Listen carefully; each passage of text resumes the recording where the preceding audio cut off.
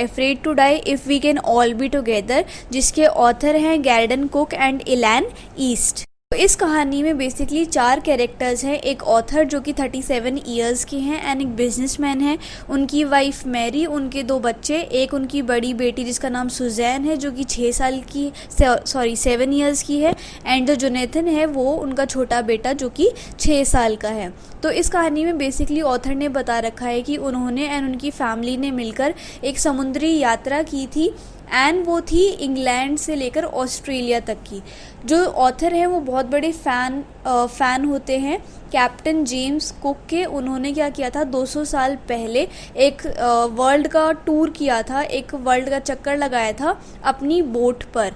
तो जो ऑथर थे उनका भी मन था कि वो कैप्टन कुक को डुप्लीकेट करे एंड वो भी समुद्र की एक यात्रा करे जिससे कि वो वर्ल्ड का राउंड लगा सकें। तो उन्होंने इस सपने को पूरे करने के लिए और इस गोल को पूरा करने के लिए उन्होंने अपनी खुद की बोट प्रिपेयर करी जिसका नाम था वेव वॉकर, जो कि बहुत प्रोफेशनली उन्होंने बिल्ड की थी एंड उन्होंने अच्छे से उसको बनवाया था एंड उसमें जो भी फिटिंग्स थी वो उन्होंने खुद की थी, ठीक है। एंड वो वेव वॉकर को टेस्ट करते रहते थे रफेस्ट वेदर में जो उन्हें आसपास मिलता था, एंड जो बिल्कुल सेटिस्फाई हो गए कि हाँ वेव वॉकर अब बिल्कुल तैयार है सी वॉयज के लिए, तब उन्होंने स्टार्ट कर दी थी अपनी जर्नी। कहानी के आगे बताते हैं कि उन्होंने 3 साल का प्लान कर रखा था कि हम 3 साल में अपनी जर्नी पूरी कर लेंगे। तो फर्स्ट प्लान ये था कि उन्हें 1,05,000 किलोमीटर की जर्नी तय करनी है अफ्रीका से लेकर केप टाउन तक, ठीक है। उनका जो फर्स्ट प्लान था वो बहुत ही ज़्यादा अच्छे से एग्जीक्यूट हो गया एंड मतलब उन्हें कोई दिक्कत नहीं आई। लेकिन अब उन्हें ये पता था कि जो सेकंड प्लान है उसमें उन्हें काफ़ी दिक्कत आ सकती है, क्योंकि सेकंड प्लान में उनको केप टाउन से ईस्ट तक जाना था एंड ईस्ट में जो है वो बहुत ही ज़्यादा ख़तरनाक समुद्र आते हैं जैसे कि द इंडियन ओशन, एंड उसमें बहुत सारी वेव्स, लहरें उठती रहती हैं एंड बहुत सारे थंडर स्टॉर्म्स आते हैं।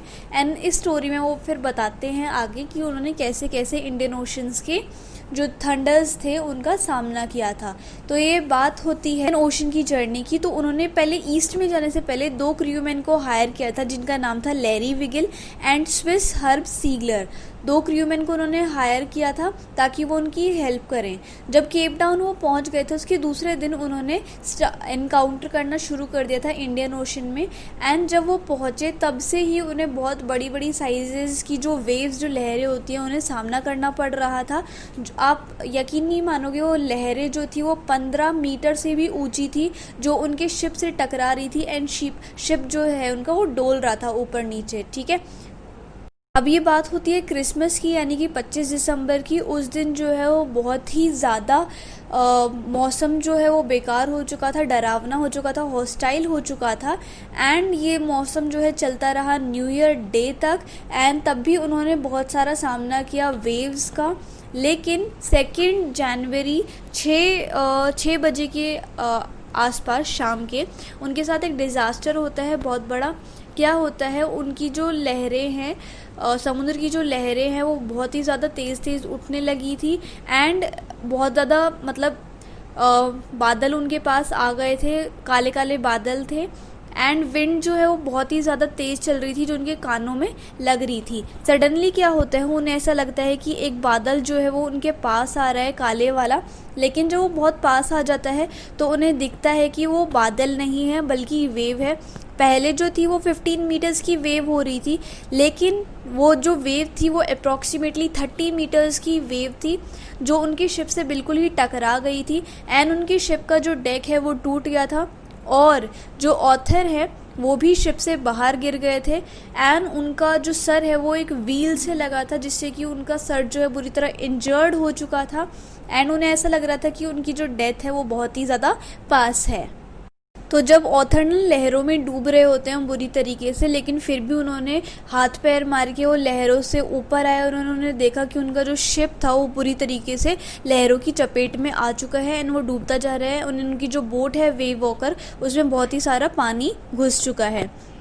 इतनी तेज़ थी कि जो ऑथर है वो बहुत बुरी तरीके से आगे पीछे हो रहे थे एंड वेव्स उनको एकदम डॉल की तरह जो है आगे पीछे उन्हें हिला रही थी, ठीक है, जिससे कि उनका जो बार बार उनकी जो बॉडी है वो शिप को लग रही थी, वेव वॉकर को लग रही थी, जिससे कि उनकी जो लेफ़्ट रिब है वो भी क्रैक हो चुकी थी एंड उनके जो माउथ है उसमें ब्लड आ गया था एंड उनके बहुत सारे दांत भी टूट चुके थे, ठीक है। और उस शिप पे जो लैरी एंड हर्ब जो 2 क्रूमैन थे वो पागलों की तरह क्या कर रहे थे, जो वेव वॉकर है उसमें जो पानी चला गया था उनको निकाल रहे थे, ठीक है। तो क्या होता है, इतने सारे डिज़ास्टर होने के बाद अब आती है 6 जनवरी की मॉर्निंग, जब जो विंड है एंड जो तूफ़ान है वो बहुत ही ज़्यादा शांत हो जाता है एंड उन्हें लगता है कि अगर वो लकी हुए, अगर वो बच जाते हैं तो 6 जनवरी के अप्रॉक्सीमेटली शाम के 5 बजे उन्हें आइलैंड दिख जाएगा, ठीक है।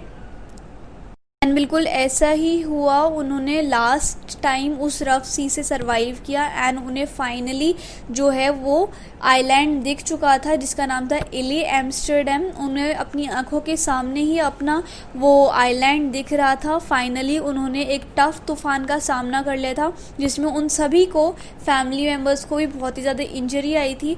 तो जोनाथन जो उनका बेटा था वो उन्हें बहुत ज़्यादा प्राउड होता है अपने पापा पर कि मतलब एटलीस्ट उन्होंने होप नहीं हारी, इतना बड़ा तूफ़ान था एंड फिर भी उन्होंने होप नहीं हारी कि हम जो है वर्ल्ड का जो टूर है वो पूरा नहीं कर पाएंगे। तो वो फटाफट अपने पापा के पास आता है और उनको एक मैसेज देता है कि आप जो है वो वर्ल्ड के बेस्ट डैडी हैं और एक बेस्ट कैप्टन हैं एंड आपने बिल्कुल भी हार नहीं मानी एंड आज आपकी वजह से ही जो एम्स्टर्डम है वो हमारे सामने है, इले एम्स्टर्डम का जो आइलैंड है, ठीक है।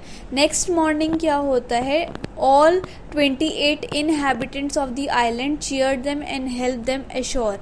अगली मॉर्निंग क्या होता है कि मतलब जो उस आइलैंड के 28 जो रहने वाले थे उन्होंने उनको चीयर किया एंड उनको हेल्प की कि वो इंजरी से रिकवर हो जाए। तो ये थी एक शॉर्ट समरी इस पूरे चैप्टर की। आई होप आपको अच्छे से समझ आई होगी। If you